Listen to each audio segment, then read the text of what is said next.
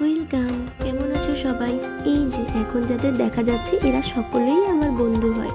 আর এই সময় আমি ছিলাম টিউশনে। স্যারের ব্যালকনি থেকে বাইরে যে দৃশ্য দেখা যাচ্ছিল তা ছিল আমার কাছে মনোরম।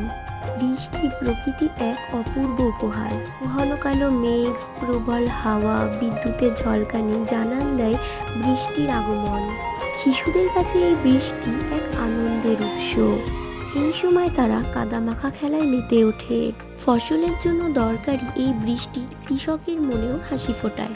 ছাদ বেয়ে পড়া জলধারা আর বাতাসে উড়ে আসা বৃষ্টির গন্ধ এক অপূর্ব আবেগ তৈরি করে।